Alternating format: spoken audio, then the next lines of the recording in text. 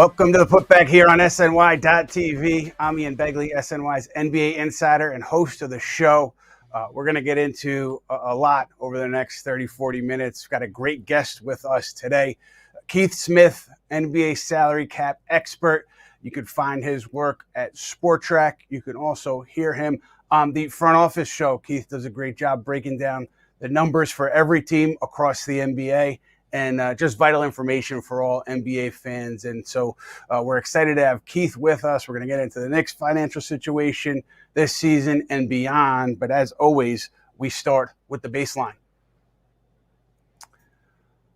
The Knicks inked Mikal Bridges to a 4-year, $150 million extension, taking care of a key piece of offseason business recently. And this was last week, I believe. And Bridges took $6 million less than the max. And I know that, people reading that probably laugh at it because you say he still has $150 million.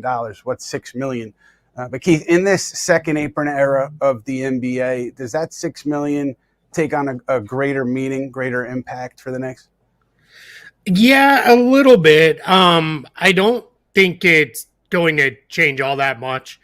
That just isn't a big enough number that'll swing things. That said, as we saw last year, as we're seeing play out right now, the Knicks have gotten themselves in a situation where they've worked under pretty tight margins.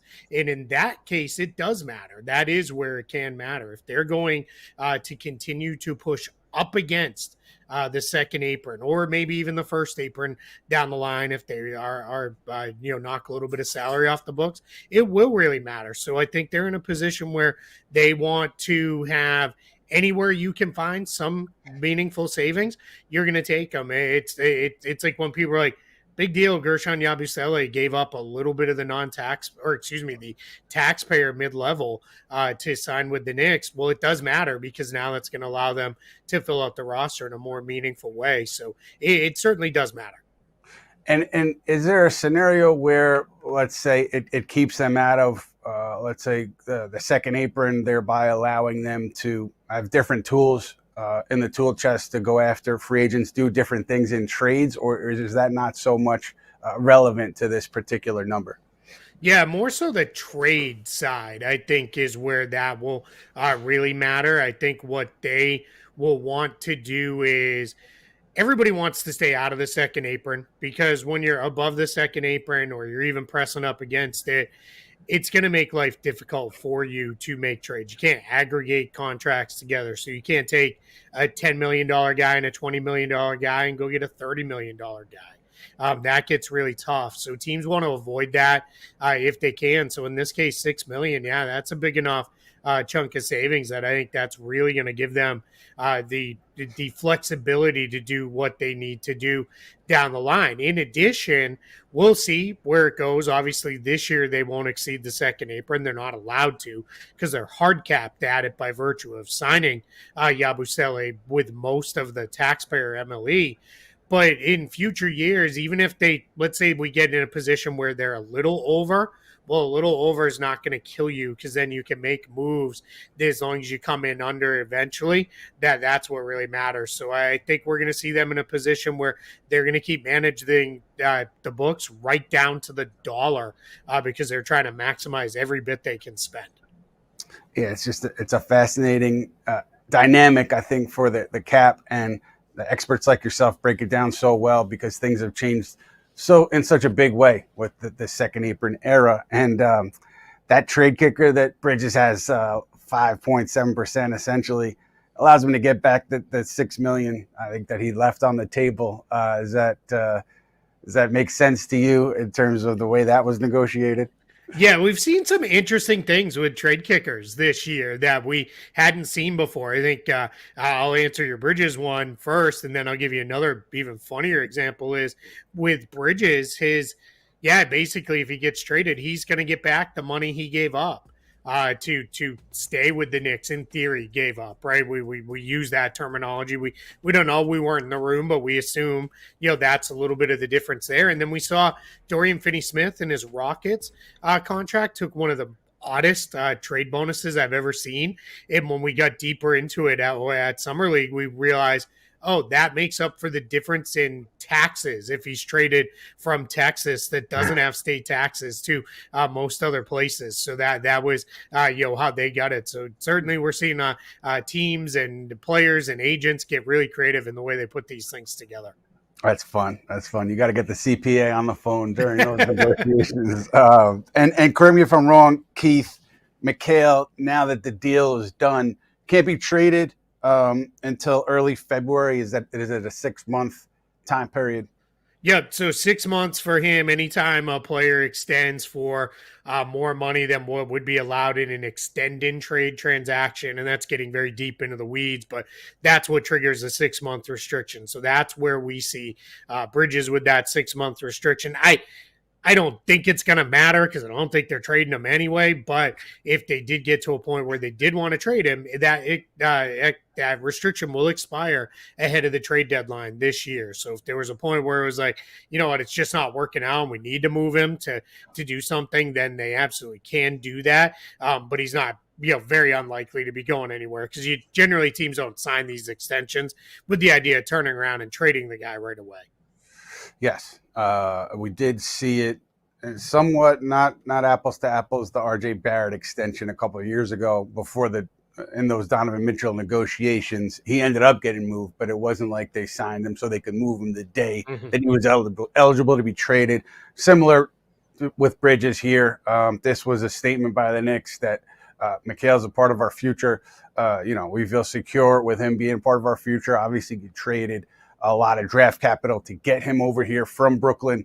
I would think anybody over there, if they were given an honest assessment, would say it was an up and down regular season, some really, really strong moments in the postseason for Bridges. And so this is what the Knicks are saying is Bridges is here to stay. Certainly not going to be moved in any kind of a pre-regular season trade.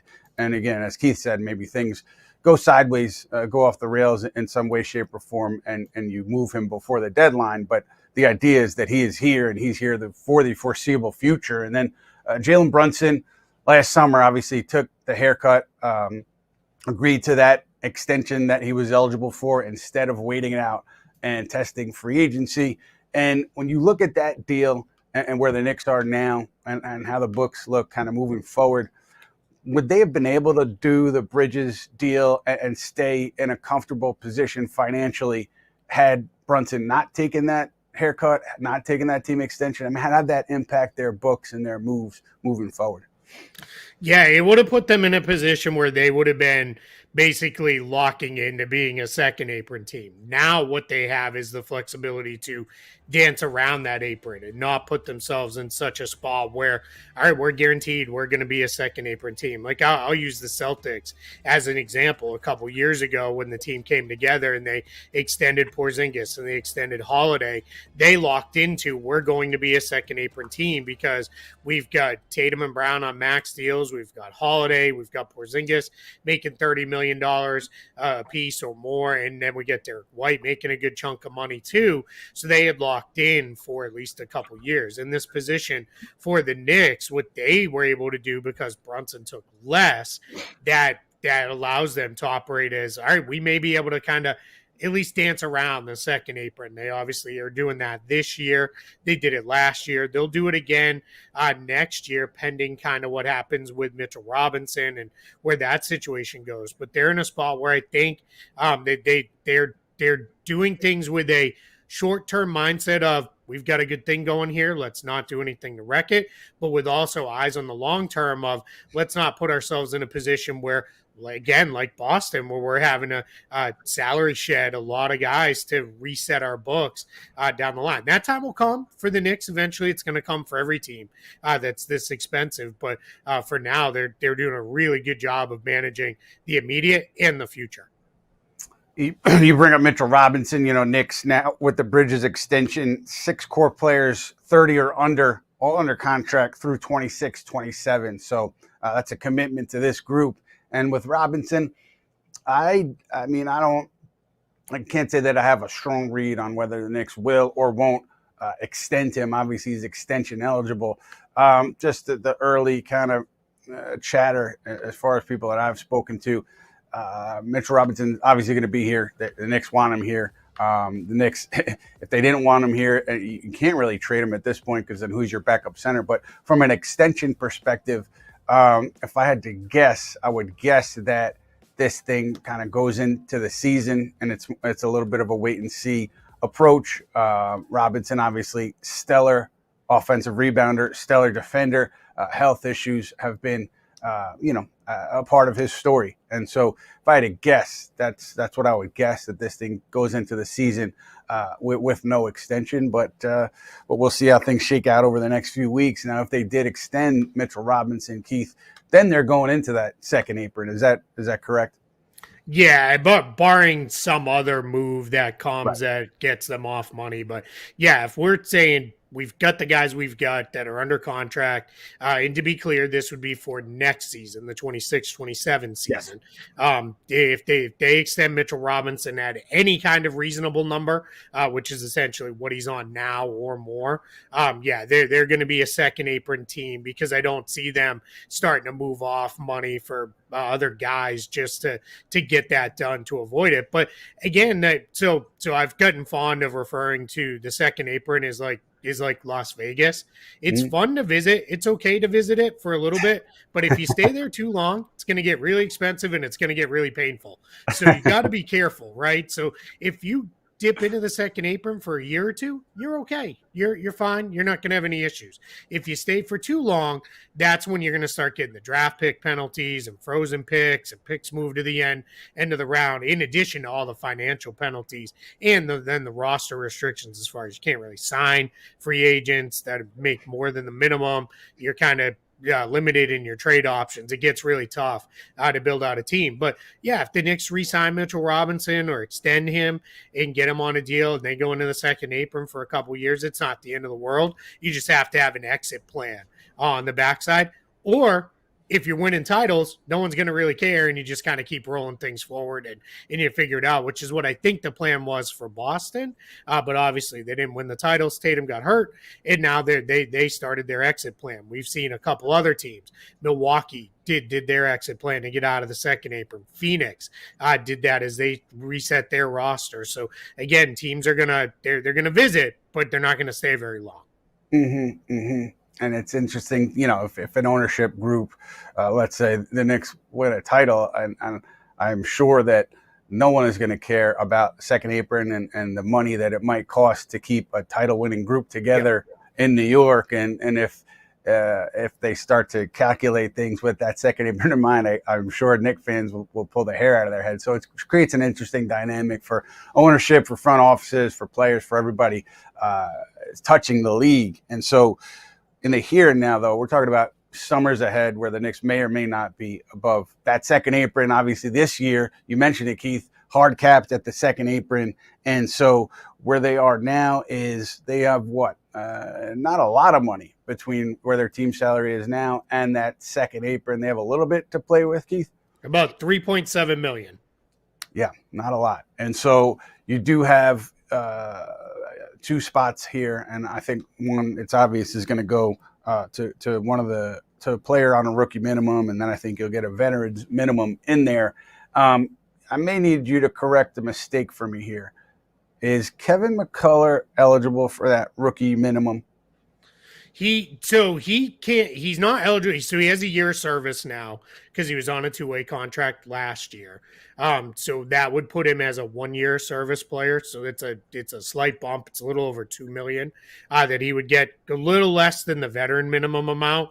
And then the big question that's been asked is, can he do that second round pick exception? And I'm under the belief, and I confirmed this with a handful of people around the league, that he is not eligible to do that because he's already signed one contract. That needs to be an initial contract signed by the player.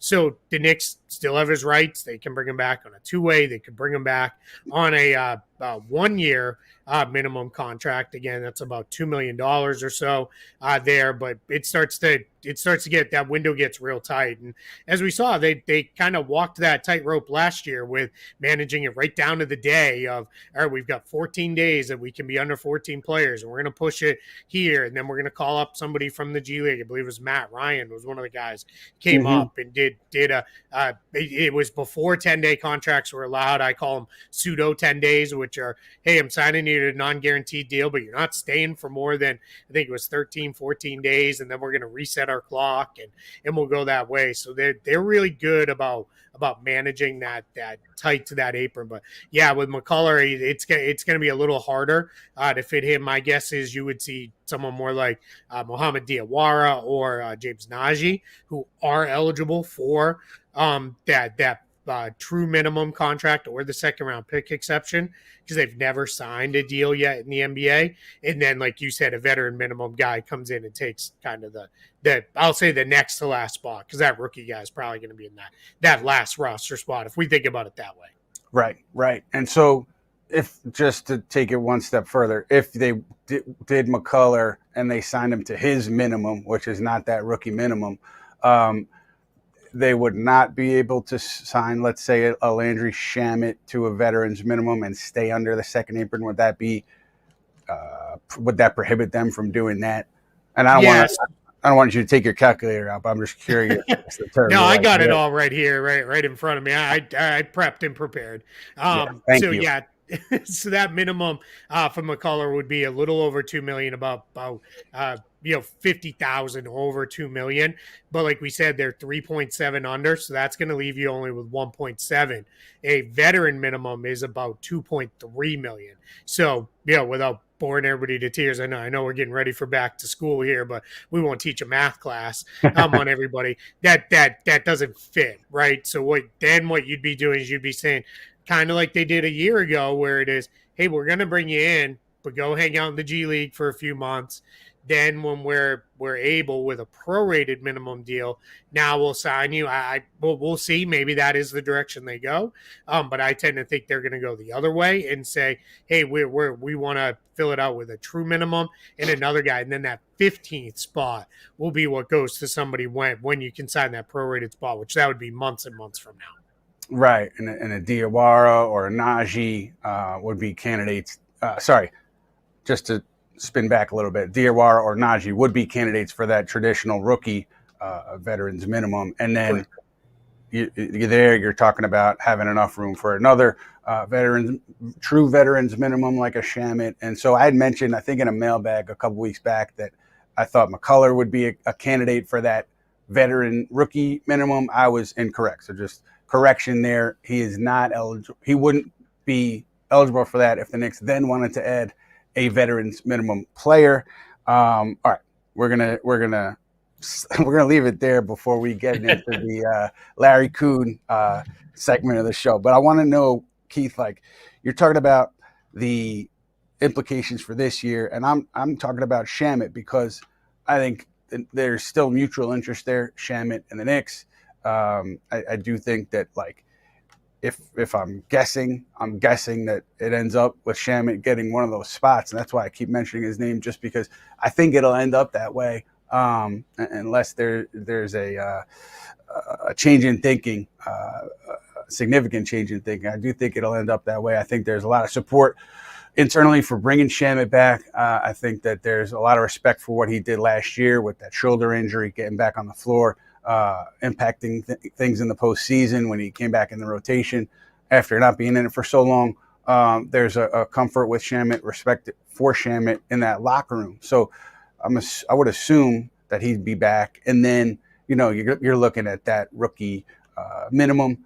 But I think too, like, I just in having these casual conversations, and at this time of the year, Keith, as you know, like, we're past the big rush, and everybody's kind of, some people are taking it easy. It's vacation time. It's time to unplug. But just in having some casual conversations, I would not rule out the idea that, like, the Knicks wanted to bring in another veteran in addition to a Shamet, and the only way to do that is to make a trade.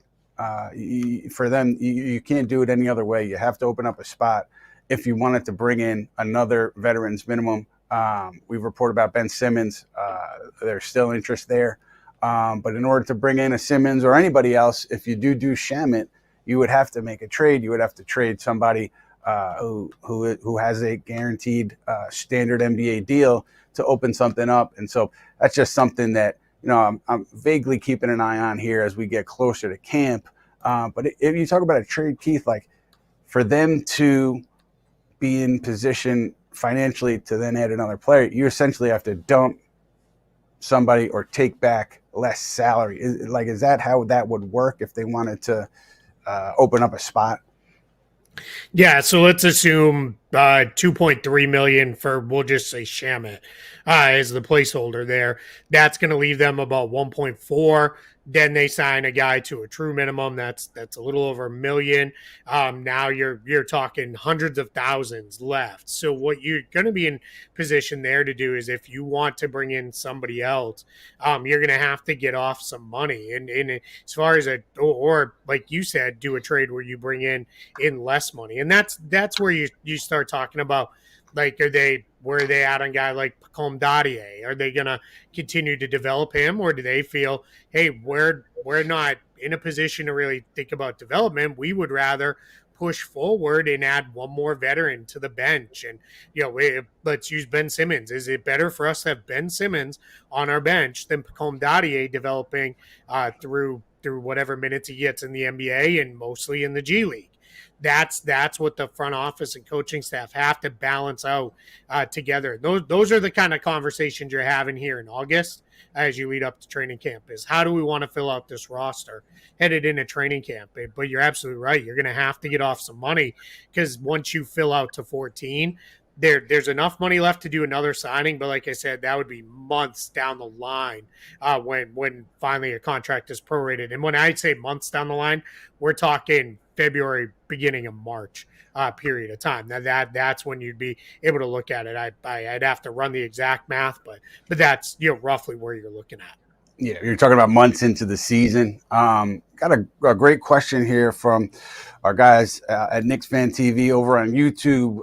What are the chances they keep the veterans minimum slot open, so not to be right at the hard cap, maybe use in the event of an injury or emergency?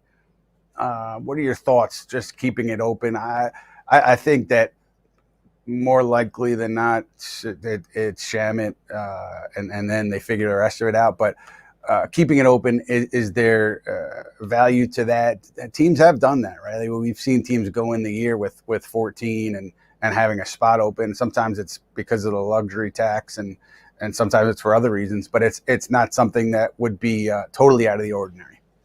Yeah, and the key thing with the Knicks is, as we learned last year, you have to get to 14. You can only be under 14 players on standard contracts for 28 total days in the course of the season, and no more than 14 days at a time.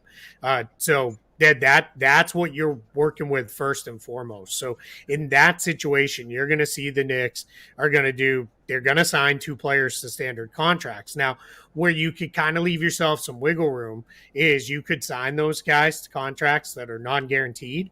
And then what you could do is, let's say somebody does get hurt, you're on the hook for whatever the player had earned, if you will, because there's a per day guarantee that would come starting with day one of the regular season on the 21st of October. So you'd get hit with that amount. But if a guy got hurt 2 weeks into the season, you could waive him. You're on the hook for 2 weeks of salary, but that's going to free up enough to go sign the next guy that you want to bring in instead. So that's the way I think it's more likely that they'll do that. And again, I think they want to be very careful, because I've had some suggest to me, could they go with Diawara and NonG? And that's how you fill it out and have a lot of money left under the hard cap there. And you certainly could go that way, but I think the Knicks, as a title contender, are going to be very cautious of, they don't want their 11th through 14th guys in this case being all guys who are rookies or guys who don't have much NBA experience, because I think they know in order to win a title, you've got to have 100 games of depth. You have to get through both the regular season and the postseason. And I think they're going to be looking at, hey, we may be in a spot where guys 10 through 13 on this roster actually have to play some minutes for us on occasion. We're going to ask them to get in there and do some things. So that's where I think you want to be very careful that you don't go overly young, because then if a guy rolls an ankle and is out for 2 weeks, now you're playing a guy who has very little NBA experience versus someone like a Shamet or a Simmons who at least has, a number of years in the league, and you can kind of throw in and know what to expect. Yeah, I think that's a great point. I do think that's kind of where things sit with the Knicks in terms of going overly young, so to speak. I think you hit it right on the head. And we talked about Ben Simmons. We talked about Landry Shamet. And then I'm wondering, is there a potential for a bigger splash? Friend of the show, Yossi Goslin, said the Knicks' best chance of making a big splash would be between now and the 2026 trade deadline. Do you see that window as well? I mean, to me, they've put things in place here to have this core together. But, things change constantly in the league. So is that a window where they could make a bigger trade? Yeah, I always like to say it looks awesome having all these contracts lined up for years together, and rarely does it play out like that. Somebody ends up going, whether it's they want a bigger role or they want more money than the team can give them, or the team has a chance at somebody else. And I agree with Yossi, because I think he's got the right read on it, because as we talked about, I don't think we're going to see Mitchell Robinson just walk. So if they re-sign him or they extend him, they're very likely to be a second apron team next year. Now, we've seen teams that are second apron teams make big moves and do other things, but it's very difficult. It's hard to do those things when you're in that position. You'd just rather not be. So their real window right now, before those second apron restrictions probably do land on them a year from now, is to do that before we get to the trade deadline. Now, big is, what does that mean? I don't think it's Brunson, Bridges, and Anunoby. Could it be Towns if they're, hey, this just isn't working, this isn't where we want to go? Maybe he's insistent on, I need a max and I'm not going to do any kind of pay cut. Maybe things get a little sideways with that in the negotiations and they want to go there. Is there a position where they look and say, hey, Josh Hart's money is, that's the way to get somewhere. Josh Hart and Mitchell Robinson combined are $30 million. That's the way you get there, because they can still aggregate salaries because they're below that second apron. So that is kind of the window. I personally don't know if that's what they do. If they go at that, I think it's going to be more moves around the edges. And I think what they'll do is maybe be proactive in taking one of those contracts that is bigger and maybe breaking it up into 2 or 3 players if they can, versus, hey, let's combine some guys together and go get that big fish. But that I say that right up until Giannis is available or LeBron is available, then it's all right, all bets are off. Like you kind of got to do what you got to do to try to make things happen when the superstar is there.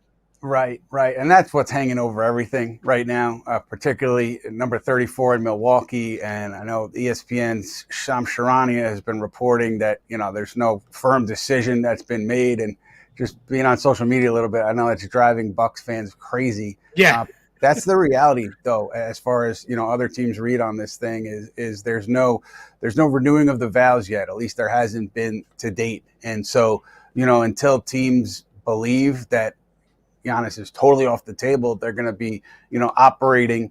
Some teams will be operating with the idea that, hey, we need to be prepared if he becomes available to strike. And so that's just a reality of where things sit here mid-August. And again, I feel bad for the Buck fan out there because they just want things to be settled. They want their hometown star to remain in Milwaukee and continue to compete for titles. But I don't think, at least no one has intel that I've spoken with right now, that things are fully settled and everybody's locked in to go to into training camp and compete for a title up in Milwaukee. So yeah, you mentioned it, and that is one that's hanging over the league. Do you, in your conversations, have you picked up anything opposite that, or are you hearing the same thing? What are you thinking? Yeah, same kind of thing. Now, some of it I would would characterize as more informed speculation Mhm. than actual, we know what's happening here. So Mhm. I think in that case it is, but most are what's going to happen with Giannis. Where is this gonna go? And then you get into, all right, well, let's say he does say tomorrow morning, I'm out. I'm ready to go. Well, then it is who's gonna get there. My standard answer is, well, all 29 teams better be making a call and making what their best offer is, and we'll see, and then you kind of go forward from there. And you can probably, out of that 29, you probably take 20 of them off the table right away. And then you get into, all right, now we're more realistic, and that's where, I would say the Knicks are definitely in that group. They have the matching salaries, and more importantly, they're not sitting on matching salary that is what I like to just call placeholder salary, because it's for a guy who can't play anymore, or a guy who's, you're just kind of riding out the contract. All their matching salaries for players are actually pretty good, and you could send to the Bucks, because the Bucks, the way they've set things up, they could hard pivot very quickly into, let's rebuild this thing from the bottom up. But I think they would like to stay relevant. And that's where a team like the Knicks could say, hey, we've got players X, Y, and Z that we can put into a trade and kind of keep you in that position. And maybe, oh, you don't really love having this contract on your books after you trade Giannis.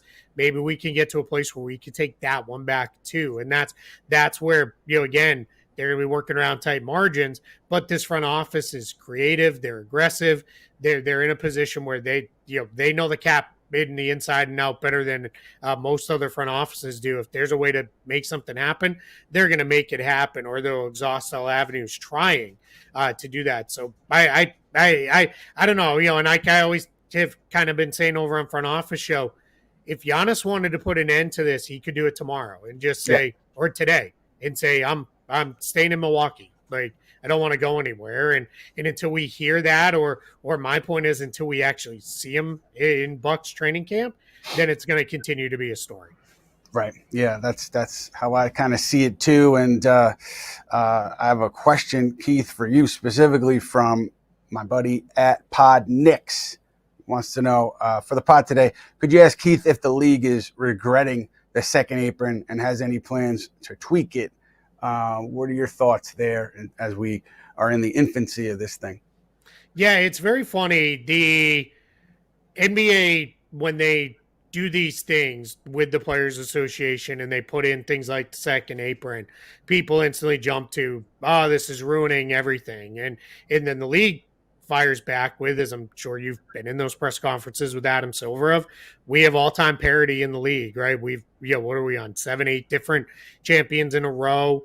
Nobody's repeating. We're seeing new teams emerge all the time. Thunder, Pacers were in the finals. I think they would say we have a healthy 30-team league where if you do things the right way, you could be the next ones standing there. So I think they're happy with this. I do know some teams that have said they might have gone a little too far, especially with some of the trade rules.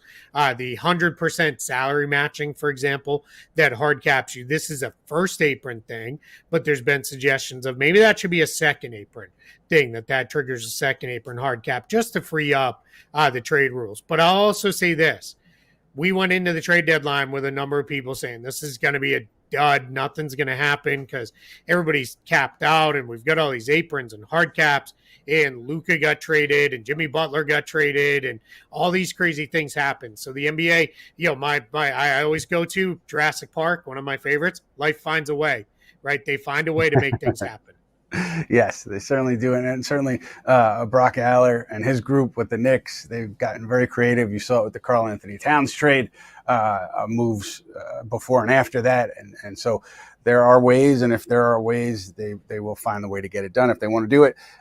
So with that in mind and all the second apron stuff kind of at play here, the extension for Cat, who knows? That's still kind of, in my mind, a ways away. I don't think they're going to hit that now. So then you're talking about next order of business for the Knicks has been the coaching staff, Mike Brown's coaching staff. And I'll just hit it quickly. Brendan O'Connor from the Clippers, longtime assistant under Ty Lue, under Doc Rivers. He's going to be here, and he'll be the top defensive assistant.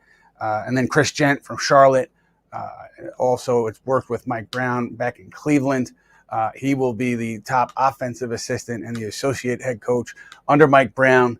And then you're going to have, to my knowledge, you're going to have Mark Bryant, you're going to have Maurice Cheeks, you're going to have Darren Erman, you're going to have Rick Brunson as among the holdovers from Tom Thibodeau's staff. TJ Saint, sharp offensive mind, head coach of the Pelicans G League team. The Knicks are going to bring TJ over to help with the offense too. And so that the staff is kind of taking shape here. I believe those two hires were the big ones in Gent and O'Connor, and we'll see how Mike Brown fills things out from here. But I think that's where things sit with the staff. I don't think there's anything else major percolating. So we're going to hit a mini talkback. For the talkback section, Keith, we usually take a bunch of questions from our readers, but our talkback maestro, Matt Spenley, is sitting this one out. So I'll go with Jason Arroyo's question from YouTube. With the Knicks cap situation, how much are they able to offer Deuce McBride when his contract expires? Assuming Deuce plays similarly and everybody wants to run it back. What are your thoughts there? McBride on a fantastic contract. Obviously, it's coming up. How does that play into the second apron and other expenses the Knicks have to deal with? Yeah, and this is a hand up moment for me, right? Because I will love to say, and I say it all the time, what a great contract that is for the team. But it's a great contract right up until the player breaks out. Then when it's not extendable because the number's too small, that's where you then can get in a little bit of trouble. Yeah. And we've seen that happen at times. That's kind of how the Knicks got Jalen Brunson, right? He was on such a small contract that once he was like, hey, I've outplayed it, and the Mavs bungled things a little bit with not getting him on a team option earlier and restricting him. But that's where it can get tough to keep players. And I think with a guy like McBride, I think he's a smart player who's going to look around with his folks, his reps, and say, hey, I'm never going to be anything more than a backup here. And that's not the end of the world, right? He's a good player, and being a backup guard's fine. Lou Williams, Jamal Crawford, those guys made 20-year careers out of being awesome backup guards. There's nothing wrong with that. So now to what his contract is, the Knicks will have no limits. They'll have his bird rights. They'll be able to kind of give him whatever they want to, right up to in his max. And obviously won't get that high, but they'll be in a position where they can kind of just do what they need to do there if they want to keep them together. But again, this is going to become the question. It's really no different than Robinson or Towns. It just becomes, how deep into the second apron are we willing to go to keep guys together? Or are they going to look at it and say, you know what, for what we get out of McBride in a backup role, we can replace that with a veteran minimum guy, or we can replace that with Tyler Kolek with growth, or somebody else through the draft in future years. They feel like that's where it is. All right, then that's the decision you need to make. But they're not going to have any limits put on beyond ones they kind of put on themselves as far as this is the number. And I trust them to set this is our number. We're not going above this number. And if it gets above that, they'll wish him well in his next destination. That makes a lot of sense. And I'm sure Knicks fans are going to be interested in that one because Miles McBride certainly popular with this fan base, the way he's developed since being a second round pick of this team. And he's carved himself out a role. So interesting to hear about his potential future. And Keith, before we wrap up here, a final thought. Is there anything that a team, Knicks or otherwise, outside the Knicks, any move that has to happen here for a team, either ahead of camp or on the near horizon because of a cap situation? Anything that you see as, this has to happen, it's just a matter of when, or are we past that point in the offseason? Yeah, we've still got a few hanging out there. You've got the Warriors with the Kuminga situation still unsettled. They have only 9 players under standard contracts. We spent a lot of time talking about the Knicks have to get to 14. Well, so do the Warriors, and they've got 5 spots to fill to get there. And that is a team that, reportedly Al Horford, D'Anthony Melton, maybe Gary Payton II. They've got guys lined up, but they're in a spot where they've got to make something happen there. They got to do something. But what they don't want to do is lock into deals with those guys that put a hard cap on them, and then all of a sudden maybe a team like the Nets says, "Hey, we're in the Kuminga sweepstakes, but now that we can make them an offer you can't match, guess what? We are in it. We're willing to go there." So that's where the Warriors got to do stuff. Speaking of the Nets, they're still miles below the salary floor, and they are going to hit that salary floor because if you don't hit the salary floor by day one of the regular season, what happens is they're going to put a cap hold for the difference on your books. You can no longer go into the regular season with $40-50 million under the cap. But the big one is you miss out on the luxury tax disbursement from the rest of the league. You won't be a part of it if you didn't hit the floor. So they will hit the floor. We know they've got some deals lined up and they're just waiting, but they're still out there. I said, Sean Marks should open free agency standing in front of the Barclays with a, sign that said, "Bring me your tired, you're hungry, you're poor, your bad contracts." Just send them with a draft pick. Right. And that's where I think they're in a position where they're still going to play that game. And if we get into a spot where, like the Knicks, if the Knicks are like, "Yeah, we've got these 2 vets we want to bring in, we want to get off a little bit of money, hand up, we'll take them. Right, let's go. Just kick us a second rounder," because the Knicks wouldn't be trading any major money out. So they're going to sit on as much as they can for as long as they can to be a facilitator. Then you've got the other free agent, Cam Thomas, restricted free agents still hanging out there. Josh Giddey, Quentin Grimes. All those teams are in positions where they're kind of managing through how much do we want to pay this guy. That's with the Bulls and the Nets. And then with the Warriors and the Sixers, it's how much do we want to pay them and how much can we pay them. So it's a little odd to be here in the middle of August, still with major things going on in the league, but I guess no longer we don't get downtime at the end of the summer anymore like we used to. This league keeps us busy right up to training camp. It's a 12-month league at this point, Keith. And Keith Smith, spotrac, the front office show, does a fantastic job, as you just heard, breaking things down from a cap perspective, team building perspective. Great insight from Keith on all 30 teams. So be sure to check him out there. Keith, we can't thank you enough, man, for your time, for your insight on all things Knicks and jumping around the league. Really appreciate you jumping on. And that will do it for us here at the Putback. We will be back with you soon. I believe we're going to have an episode next week. So be sure to look out for that. But for Keith, I'm Ian Begley, NBA Insider with SNY. We're signing off, and we hope to see you soon.